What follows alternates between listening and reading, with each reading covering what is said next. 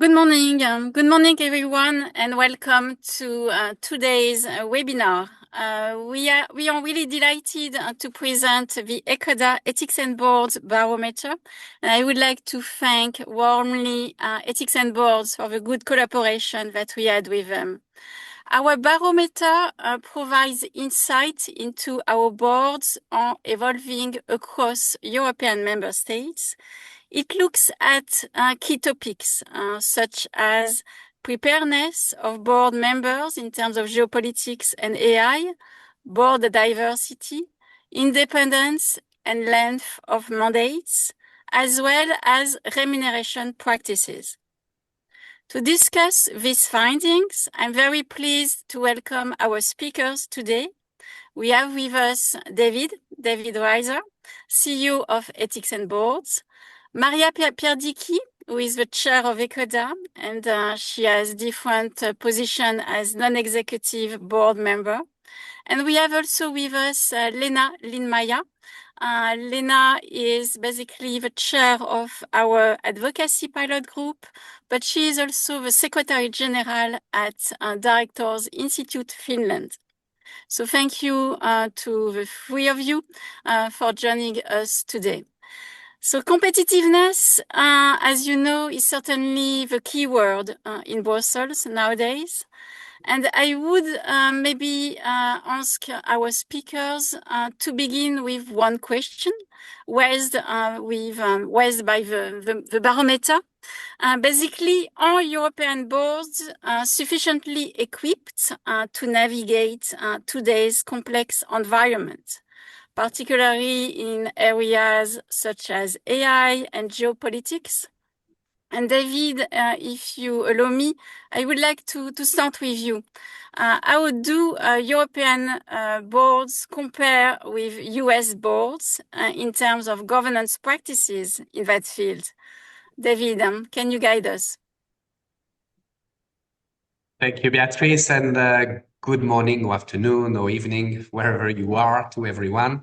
First, it's really a pleasure to be with you first and to collaborate again, Beatrice, with ecoDa in this barometer that shows kind of stark practices and differences between European companies and the US companies, but even within Europe. And it's always important to explain the trajectory that we can see. Ethics and Boards does both advisory and a lot of data, and based on data, and we cover thousands of companies across the globe. Here we coming to your kind of challenges that we can see. If we can maybe move on the presentation to see a few aspects that we have, and on the next slide, showing how that reflects in the key topics, as you mentioned, geopolitics and technology. If we start first with the geopolitical aspects, we do not see much of the board members and the boards as being yet fully equipped for that. We really see boards kind of lagging behind in organizing their own work in a structural manner. As you can see, around 4% of European 600 stocks boards do have explicitly a work around geopolitics and public policy in Europe. You have that a little bit more in the US, especially actually focused through a dedicated geopolitics or public policy committee. That's actually more focused on public policy than really geopolitics in the US. In Europe, the few companies that address that is through risk and audit committee. So through, again, kind of the risk lens. As we will see in the next slide, innovation and tech is an older topic, so more reflected in the practices, where you have actually third of European stocks companies that do address that, way more US companies. But I think that here there are two takeaways. One, if we look at both, we see that essentially it's carried on by the Audit and Risk Committee. So the perspective on innovation and technology is predominantly focused through a lens of risk management. So it's the risk aspect. While what I find interesting is that the few companies, 10% of kind of within the 34% and the 17% of these in the US have a dedicated committee. And the dedicated committee often have a more business and strategic perspective than the purely risk management aspect. That is interesting. The second aspect as well, I think we need to temper a little bit more. There is a huge difference between the US and European companies. Nonetheless, the US has, since 2024, the SEC recommending for such a board addressing essentially cyber risk. So that transpires a little bit nonetheless in that statistics first, but it brings in the boardroom as well the culture of addressing that kind of topic. If we move to the next slide as well, just to show some differences, getting back to European companies and how they address the issues of tech, it's not necessarily through a board committee as such, but there is an increased practice of advisory boards that comes. Advisory boards that do advise, actually, 2/3 of them advise executives, not necessarily the board. So you have here the board members. And within the topics, it's pretty spread between climate, sustainability, stakeholder engagement, or general advisory, but about almost 1/3 of these advisory boards do advise on innovation and technology.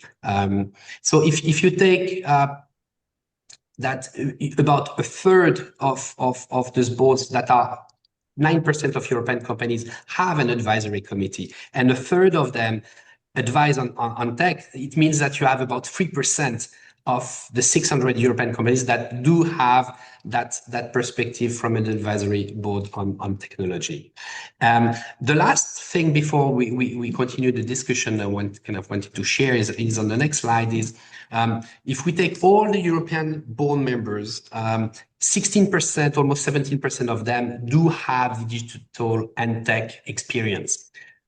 Only 3.5% of them provides geopolitical experience, which is kind of working as public officers, ministers, diplomats, defense sectors, for instance. So you can see that it's very low. If you look at the graph below, you can see that 2/3 of European boards have at least one board member with digital and technological experience, and 1 in 5 with someone with that geopolitical experience, but at least one, which is often one, which is obviously not enough to have a collective discussion on the topic.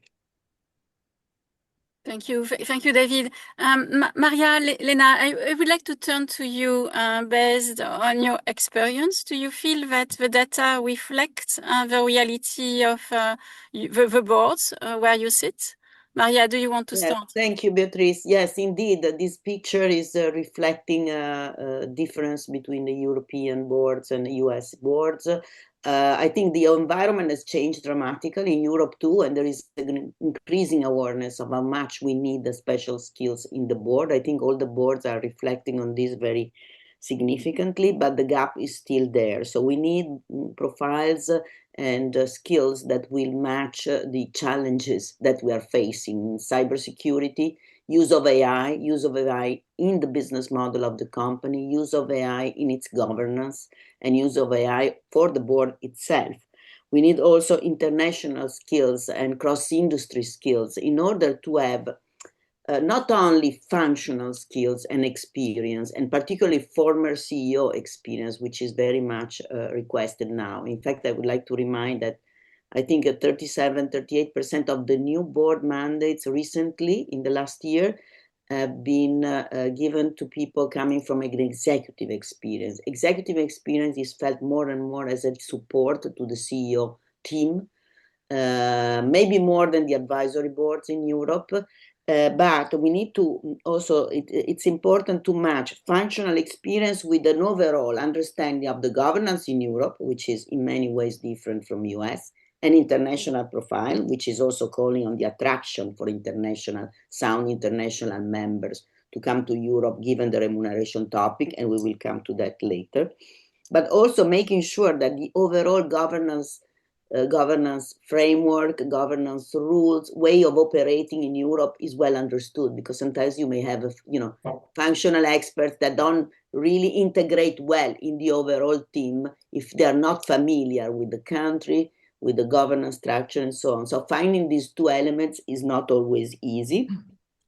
And we also need very much maybe more younger board members with the exposure to industries which are not necessarily industries where the company operates, but fertilizing different experience and the use of technology in other industries. And this is indeed very difficult to achieve, but I think European companies are working in this direction. Nevertheless, we have also less dedicated committee, as David pointed out, and this is interesting because indeed in Europe, the focus on risk tends to prevail on the focus of opportunities. This has to be really improved, because opportunities of technology, etc., are there. It's not only risk, although the risk, let's be honest, have increased a lot. And this has increased also the time commitment, the responsibility, and the knowledge that each member has to bring to the table. So I think we are working to reduce this gap, but we also have to take into account that European companies have a very different shareholding structure, different stakeholders. Many of them are family-owned or with a family majority. So it takes also cultural development in order to fill the gap. But indeed, I think there is an increasing awareness that we need to fill more specialized profiles, and we need to think of the skills of the future, which are not the skills that we have used so far. Thank you very much, Maria. And maybe one question would be also, do we need committees for each and every topics? But Leena, you might have an opinion on that.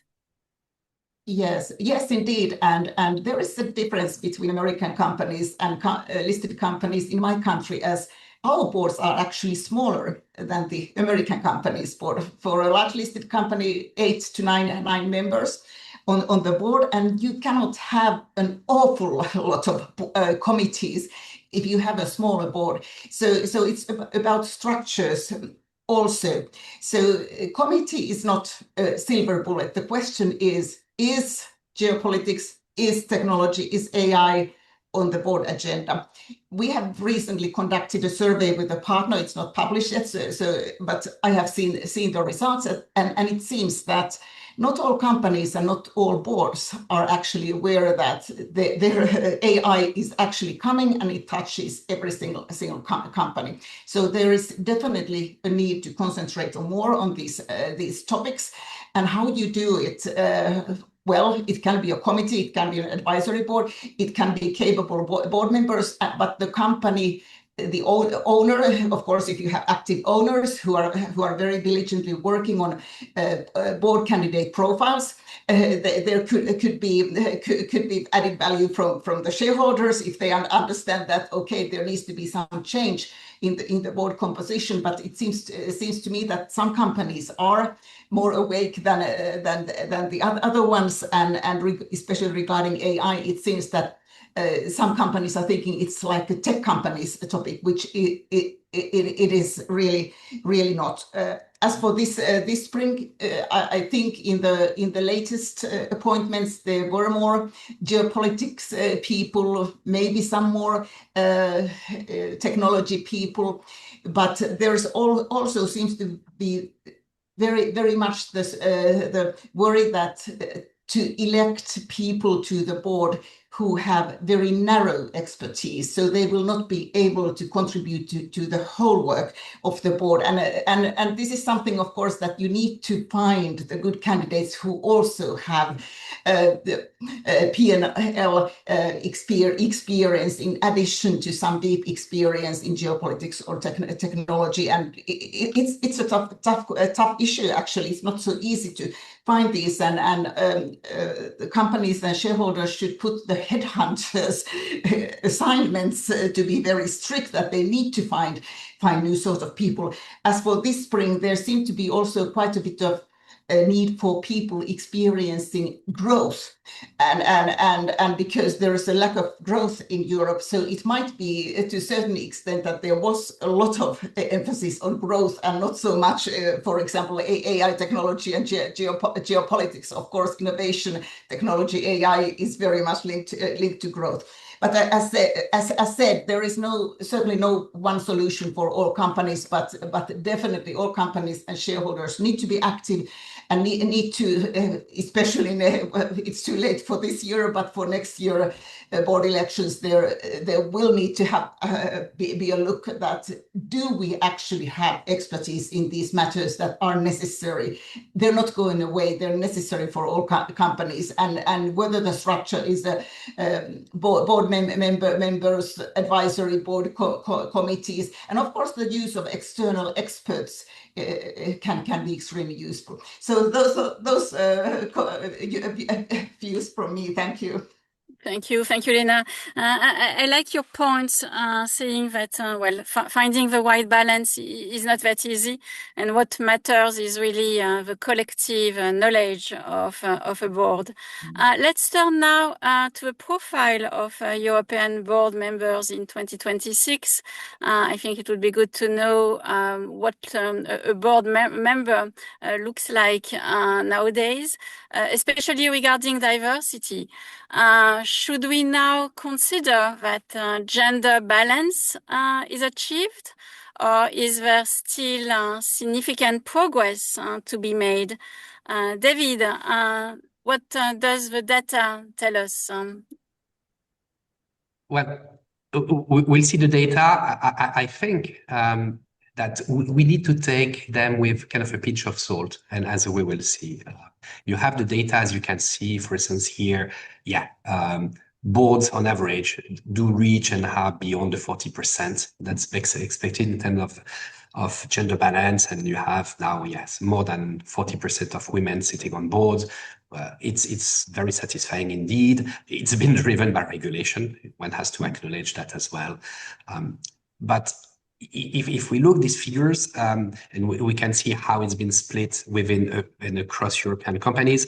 Here again, these are the next slide. These are the countries where they have companies within the stock 600. So you can see the number of companies represented here. So except kind of Poland, that is really lagging behind. Most of them kind of have and go beyond the 1/3 target of independent board members. Here being kind of with the kind of underrepresented gender. But I think it's important to go beyond that picture and see where the power lies, really. And if we look at the picture of how many boards and are being chaired by women, actually we can see that women kind of on boards being 41%, you only have kind of slightly less than 12% of women that do chair and boards that are chaired by a woman. It's the double than we had kind of 8 years ago. So there is progress. But still, 9 out of 10 of boards are chaired by a man. So if we look at where the power lies, it's kind of in organizing the agenda. It's essentially men, and it's interesting. We'll see after that how chairs are being compensated. If we go again a bit further now on the other side, which is the executive side, we can see that. Pretty a stark increase as well in the composition of executive committees, and the fact that women now represent a bit less, kind of 28% composed of executive committees in Europe. I like very much what Leena mentioned a bit earlier, which is about the P&L responsibilities, which is kind of looked at the board side. But here, if we look at the P&L responsibilities of women as well, first the CEO role, which is the one that has the ultimate responsibility of P&L, less kind of than 10% are again women. So a limited number of women being here. We did a study with the French IFA, looking really at the composition of executive committees. And even if you have close to a third, which is more or less in line with what you have in France, slightly above. In France, you have a regulation there. We found that actually less than 1 in 5 women had actually in the executive committee a responsibility for a P&L. So which is the job that leads, you know, to the top job as a CEO, or now, as we see in the boardroom, that are more and more kind of looking for directors with P&L experience in that changing world. So again, the figures are interesting, but needs and progressing and promising, especially on the gender aspect. But if you go beyond, kind of a bit beyond the surface, looking at the functions themselves, there's still a lot of room for improvement. The next slide shows a little bit the diversity within the countries. As we see, when we go further north, we tend to have more balance in the executive leadership in the countries, as opposed that a few others a bit southern type of countries. But you see a stark kind of pretty difference between European boards as well. Thank you, David. We have a chance to have 2 ladies with us this morning. So, Maria and Leena, drawing on your own experience, do you feel as a woman that you have equal opportunities to access leadership positions at board level? What's your opinion on that, Maria? Well, I mean, in terms of board, I think we have done incredible progress in Europe. Thank you also to the quota laws, including Italy was one of the first to adopt a very good quota law. And now almost all the countries have one. And this has improved also the selection process, because when you have to really, you know, respond to requirement, then you look very carefully also to the qualifications of your CV, etc. So it has improved overall the quality of the board. But when it comes to and also the quality of the debate, I would say, because also all the colleagues tend to be very extremely committed and very rigorous in their work. So overall, it's a positive experience. At the same time, as David pointed out, the executive team remains. It's still dominated by males. It is improving, but not at the pace that we were expecting. Despite the fact that having a lot of women in the board is also an supporting advocacy for more diversity within the company. So we have the responsibility to really push this in the nomination and remuneration committee, to work on the pay gap and to work on the diversity and inclusion policies of the company, which will help young generation to move up in the pipeline, because we have a very significant percentage of women in the first levels. And then when it comes to the executive, the executive team, or -1, -2, then the population of women becomes more or less important. So we need, as committees, to really continue to advocate for it, but you need also CEO and executive team that really believes in the power and the effectiveness of diversity, which I think is happening for large companies, less so, at least in my experience, for small, medium companies or for family-owned companies, where there is still a tendency to perpetrate, the family culture, and some succession topics are quite different. But the picture is improving, but not at the pace that we were expecting. We also have to understand that it's difficult now, with all the complexity we were mentioning before, when we were discussing board skills. It's becoming even harder to find the right skills, also complying with the gender quota requirement, because you need people with very international experience, with executive experience. And when you get to this level, finding the right qualified women, it becomes more difficult. So it could be more challenging for the future in the boardroom, in my opinion, for women. Although we do have headhunters that should really actively work on it, identify the right profile, and making sure that the qualitative and quantitative requirements that the board has identified are met for both men and women. But it will become more competitive and more difficult. And we go back also to the issue of remuneration, in my view, which is an important element of talent attraction and talent development. Yes, We we also will have to come back push, on that. Yeah. yeah, we also have to push very much in terms of development plans for the succession, for the talent succession in the company. And this is an important work of the governance and nomination committee as well. I will stop here because I'm sure Leena has a lot to say from the Yes. Nordic, from the Leena. virtuous Nordic. Yes. Leena, please. Yes, I'm very happy to talk about this topic because I have worked with it for more than 25 years, starting during the time when the quotas started to be discussed and media could write, for example, that companies don't need a quota of women for coffee making for their boards. So this was like 20 years ago, 25 years ago, the attitude that women were able to seen to be able to make coffee if they are elected to the boards. In 2003, we worked on the new corporate governance code. I was actually wrote it as the secretary, and we were the first country to mention gender in the code. In 2008, because of political pressure to avoid quota legislation, we added to the code that a listed company shall have both genders represented on the board, which meant that no large listed company deviated, because you, as a large company, you cannot say that. We couldn't find a capable woman from the whole world, because for large listed companies, the whole world is the talent pool. So I'm very happy to see the current number of women on boards, but as was mentioned earlier, the real situation is seen in the number of women CEOs and also in the executive leadership. And the CEO figure around 8% is not changing. It's the same also about in the USA. As for the executive committees, the share of women is definitely rising and has risen during the years, but whether it's a support function or a P&L experience decides if you're going to become CEO. HR or communication directors, which are very women, let's say, dominated positions, you don't become a CEO from that position.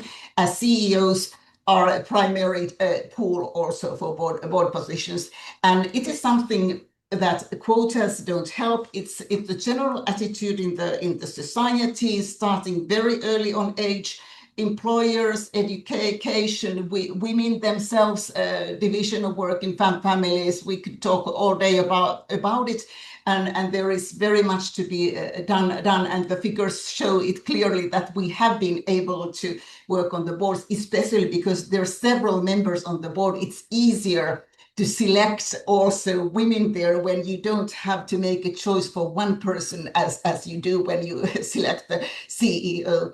I'm hoping to see more progress in women leading business operations.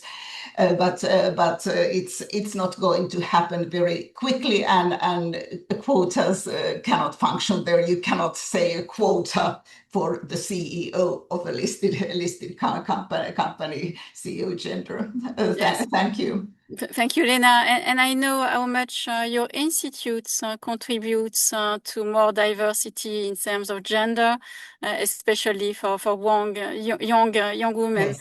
I got a question from the audience.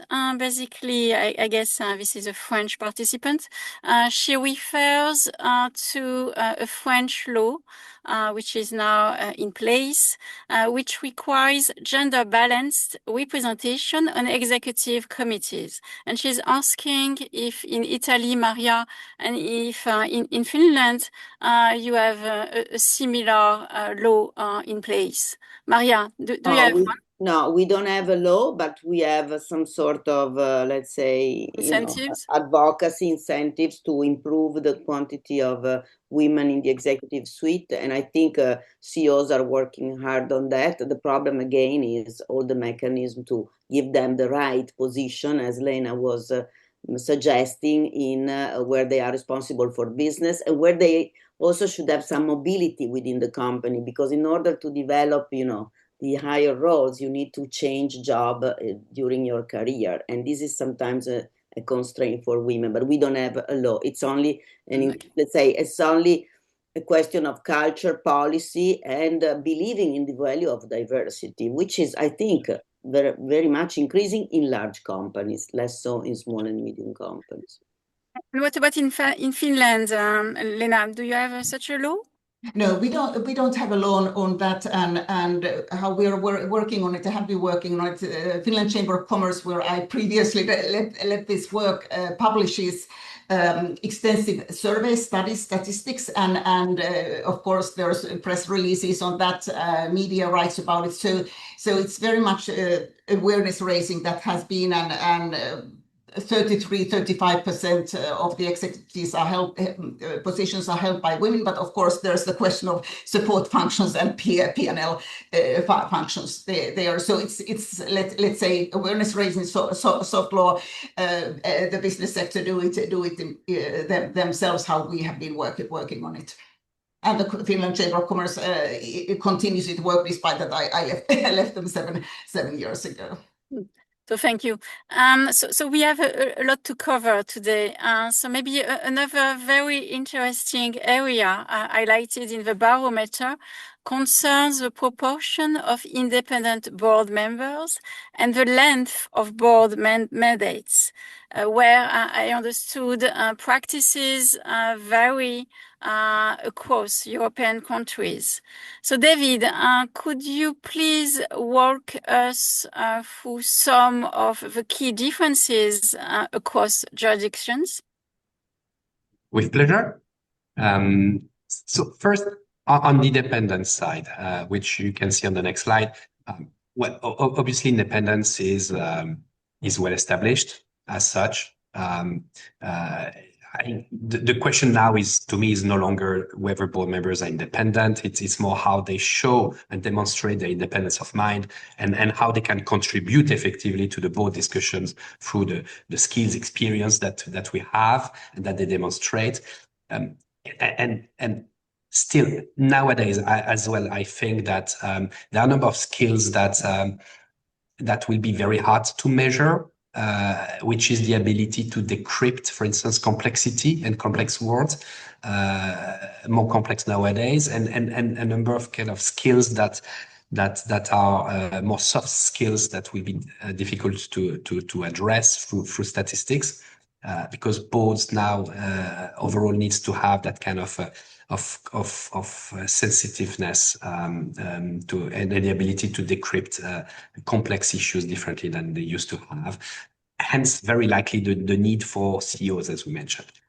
So independence is well established. What I find interesting here is that it's a matter of habits, where you do have in the US CEO and in a sense the chair still majority combined. It used to be more in the past, it's less. So there is a trend here, but you can see that essentially chairs in Europe are majority independent, which again is an interesting aspect. They are more independent than they used to be in kind of 8 years ago.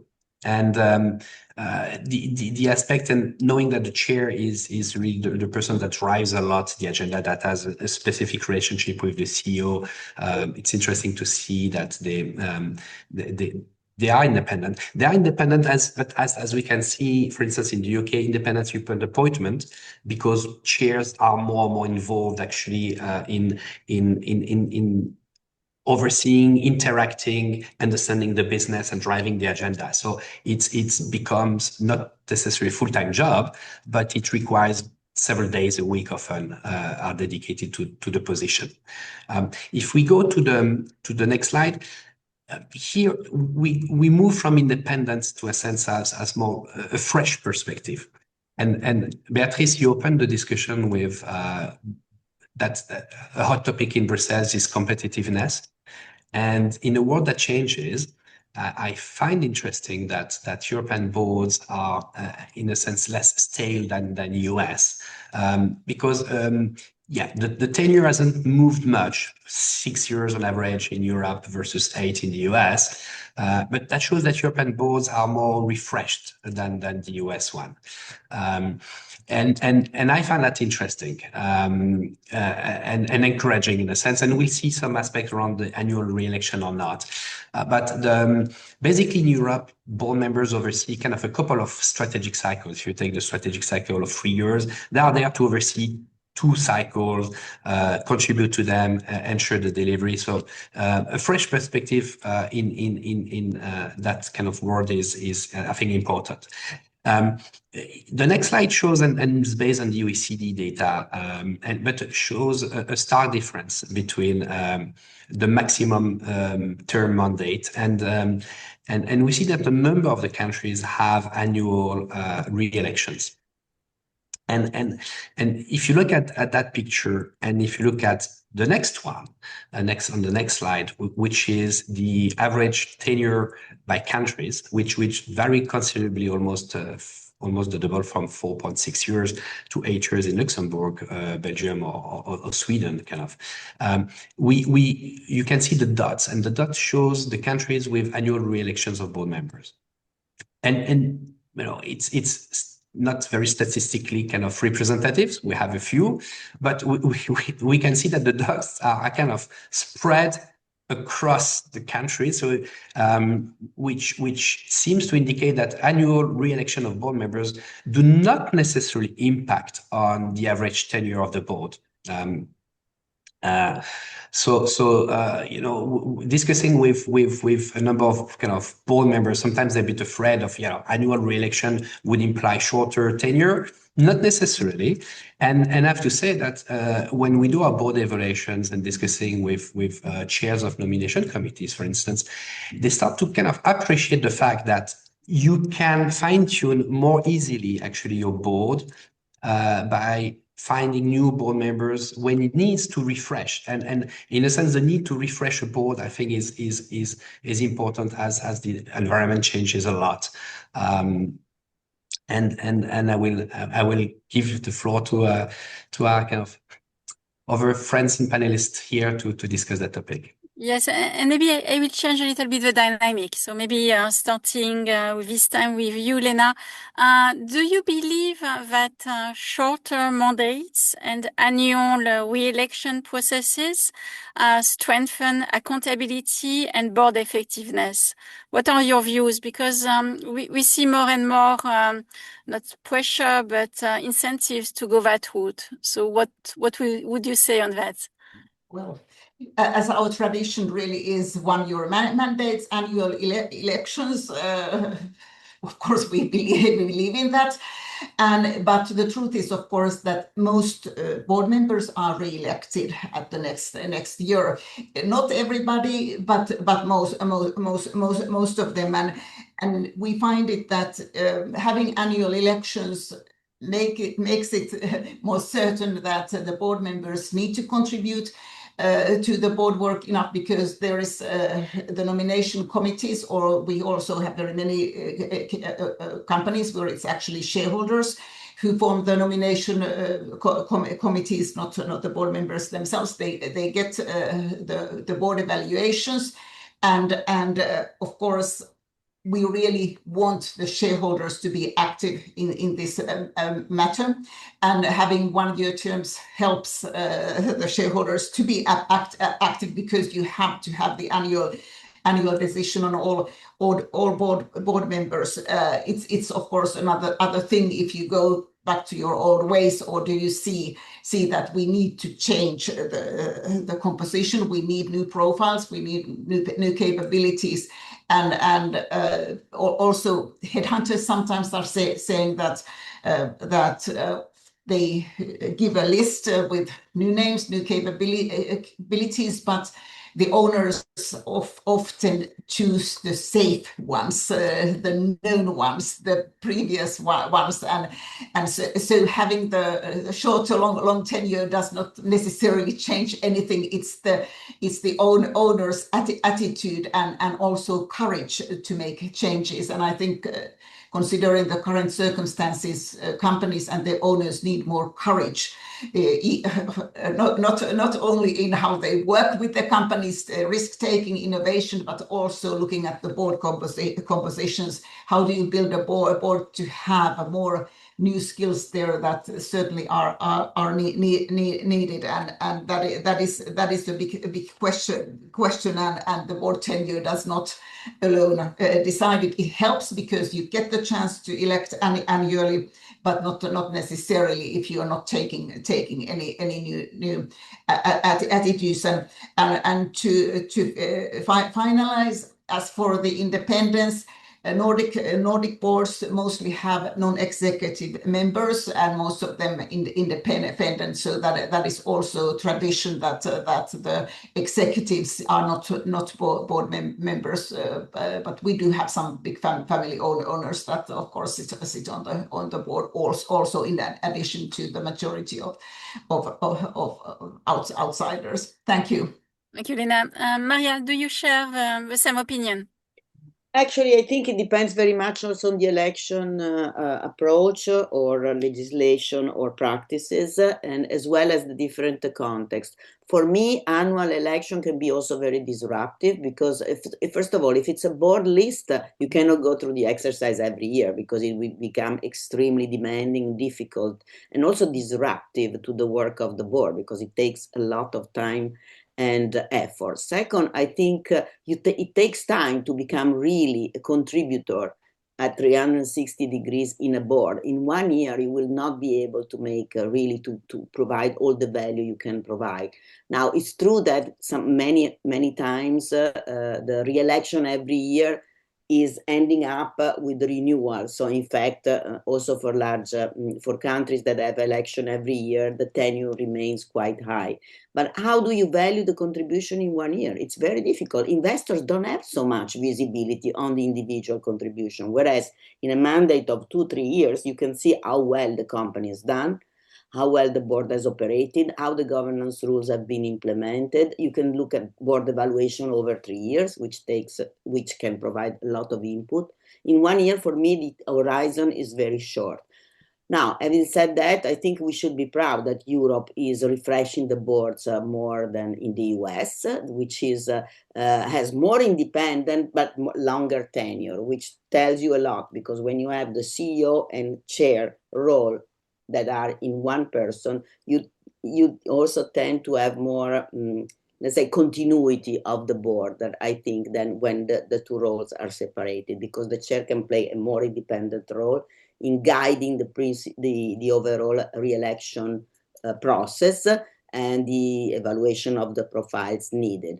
Now, it's true that when you have shorter mandates, you can fill the gaps more efficiently, but it takes time for a good board to work together well. When you have 10, 15 members that have to work together, and every year you change colleagues, I tell you, the work in the committees is absolutely a nightmare, because you have a lot of familiarity with many topics, processes, rules, and so on, that other people don't have. So it takes time to bring everybody at the same level of knowledge, at the same level of collaboration.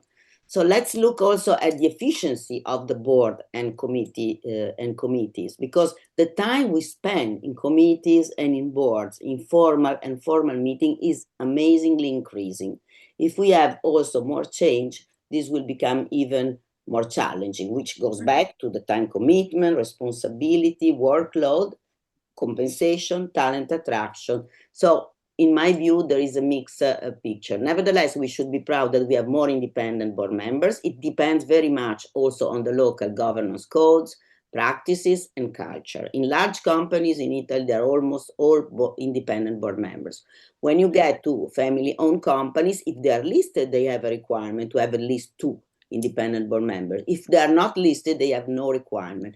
But it's increasingly, we see increasing use of external independent board members where the value of the advice, of the contribution is really tangible. And this depends very much on the culture of the entrepreneur. If the entrepreneurs see the value, then they will really understand how much they can be supported by the independent board members with the proper skills and experience. If they don't see the value because they are perpetuating the family culture, or they don't have a strategic horizon, challenging horizon, then they will tend to maintain, just a compliance kind of independent board member, or avoid independent board members at all, or look for independent board members who will not contribute enough because they need to have just for compliance reason.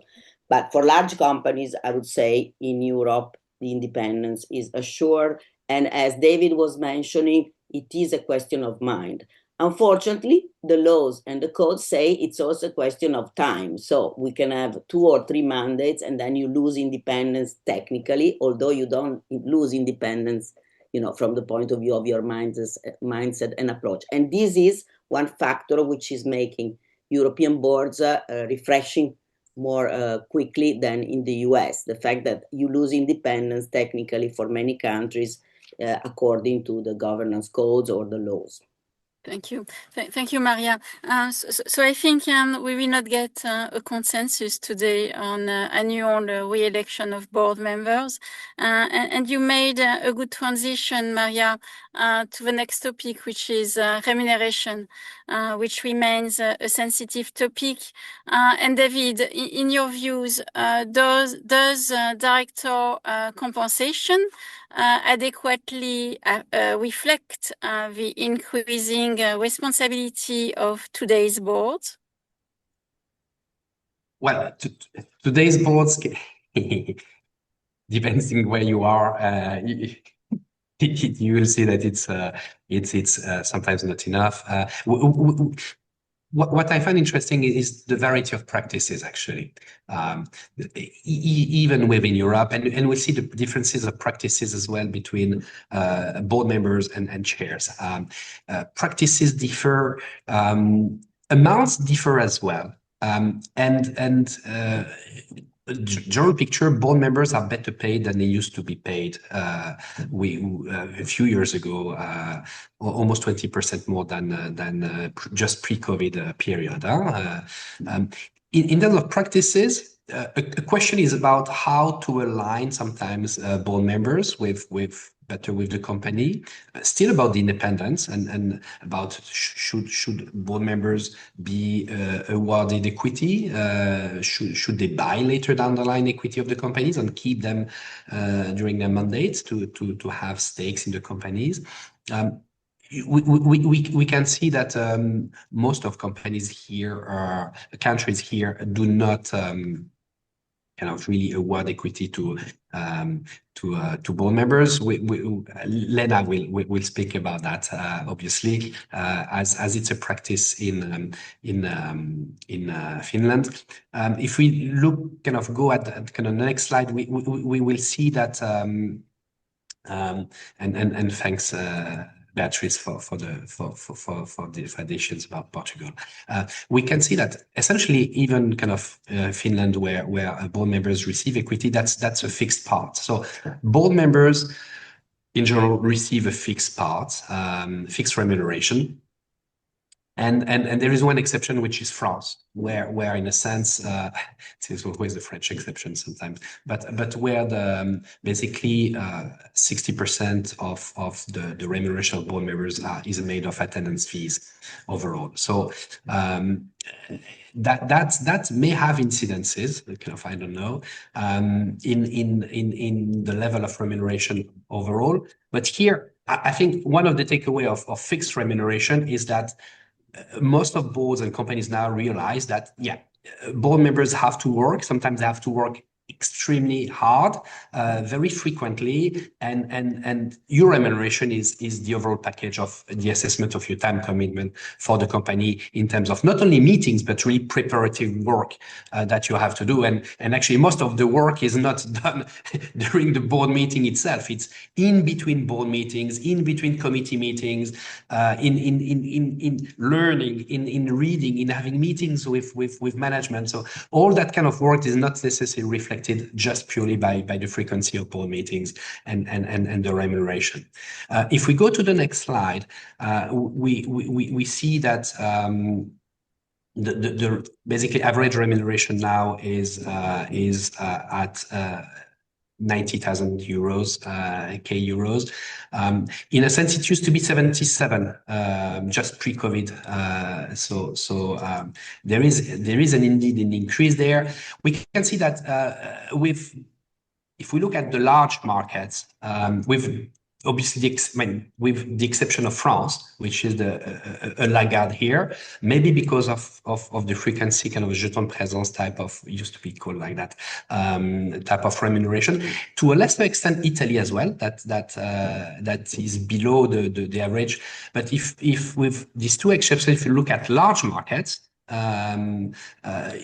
basically the remuneration is over 100K for the UK, for Spain, that has tops the remuneration here, Germany, the Netherlands, all of these kind of large caps that you can find there, and deeper markets are above 100K.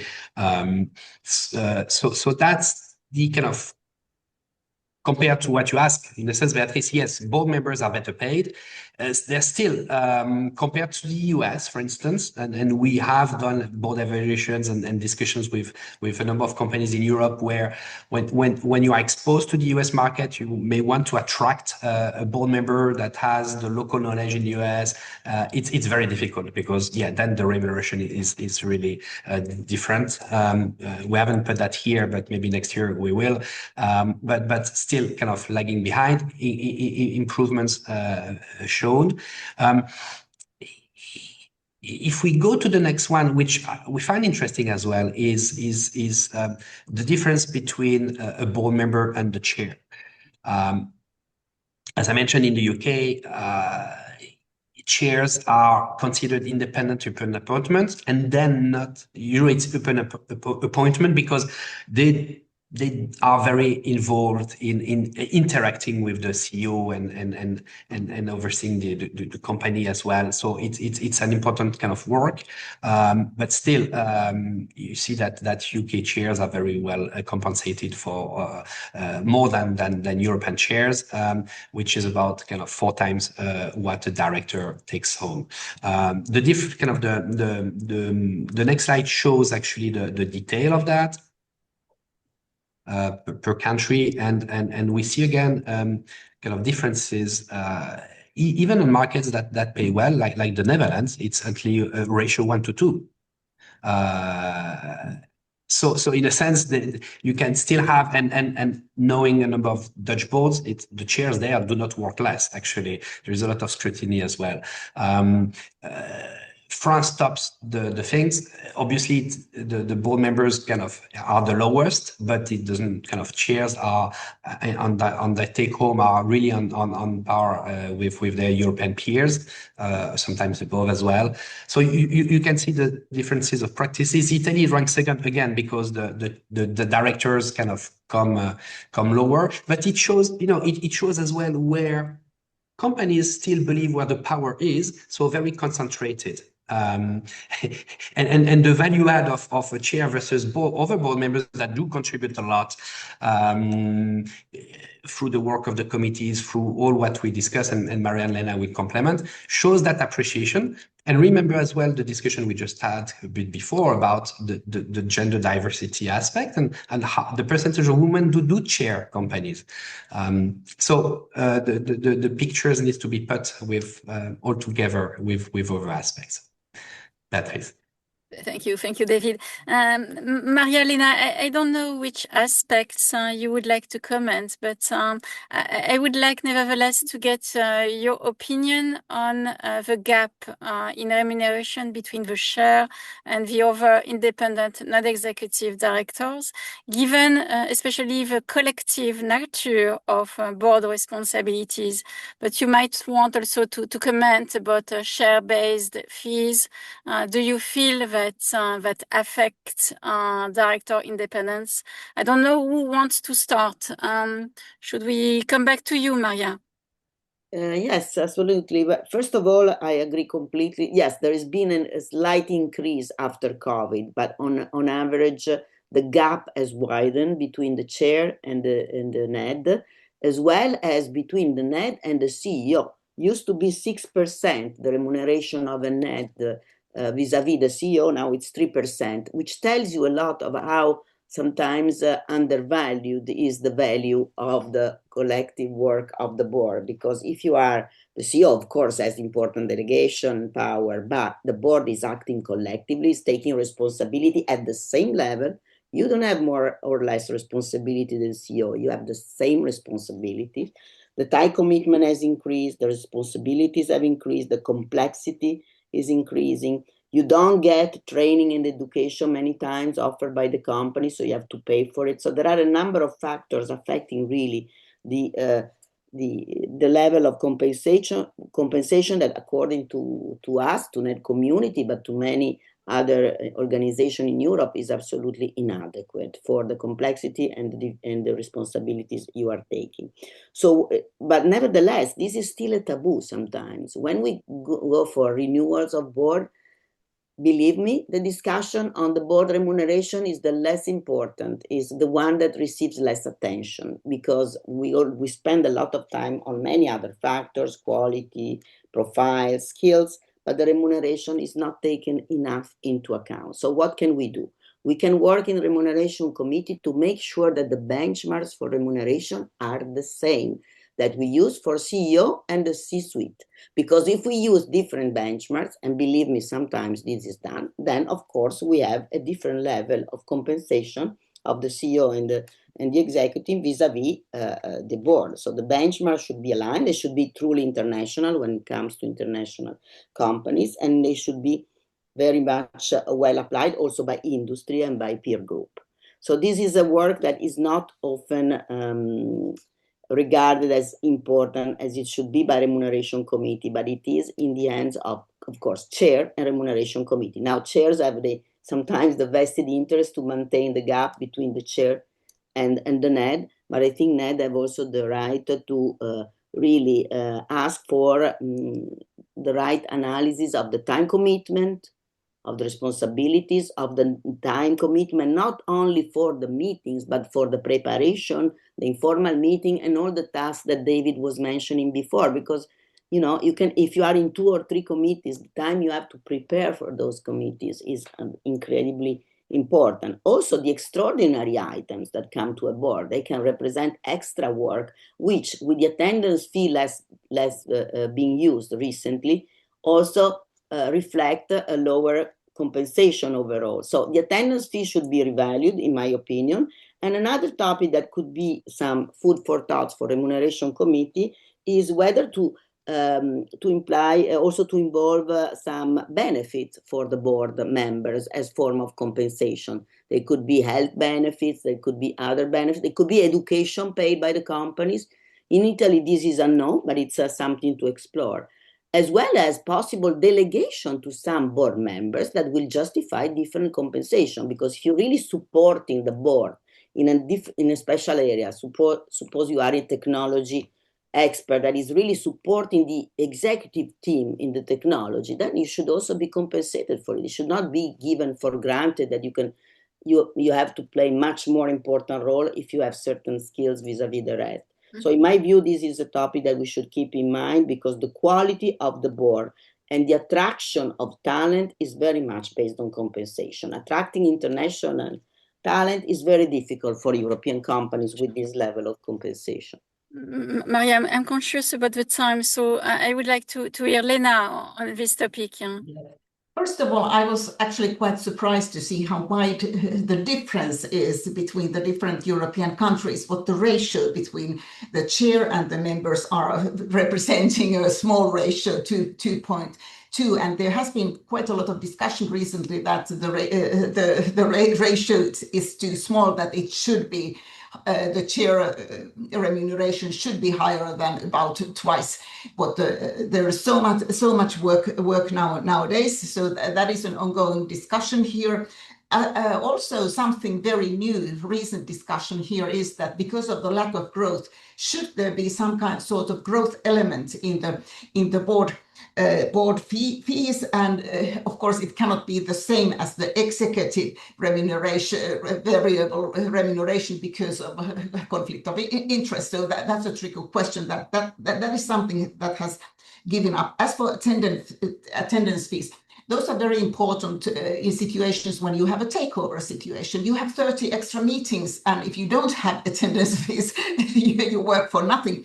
Also, how we have been able to remunerate, for example, American board members a little more, because they need so much more time to come over and travel. So we have decided on, some companies have taken this approach that the attendance fee is higher for foreign, very far away foreign directors. So this is something that I'm not sure that if every country has realized that this is a possibility. As for the equity pay, because it seems that many countries don't understand how it works.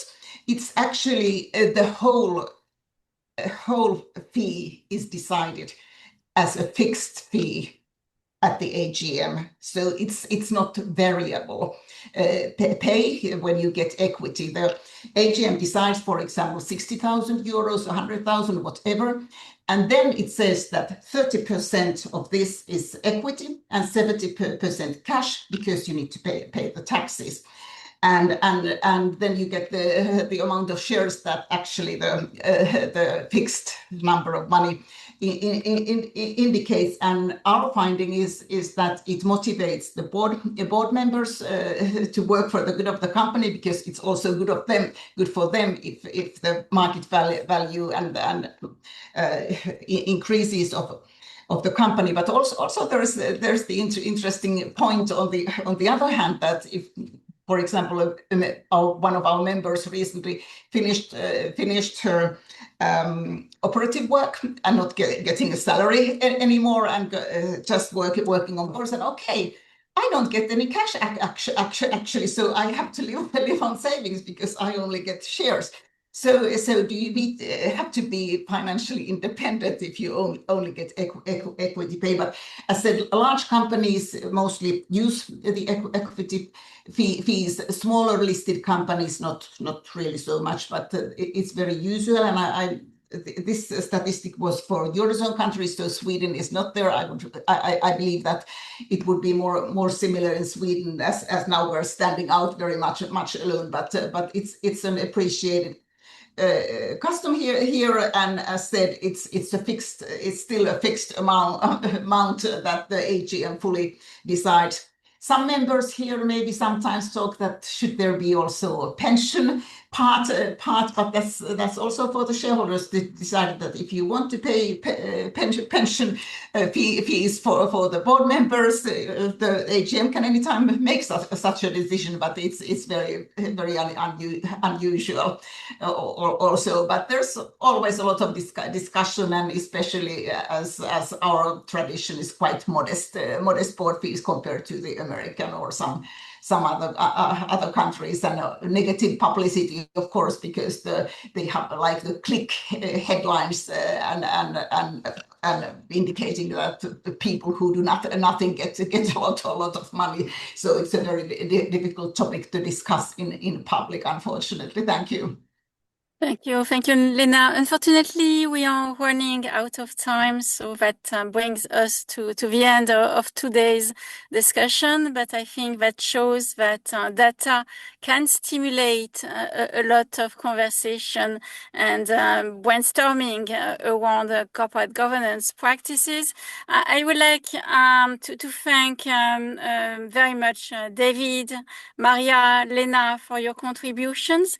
And I would like to end with a kind of call for actions for our audience. If you feel that our next barometer in 2027 should include extra data, extra items, feel free to make suggestions to us or to David.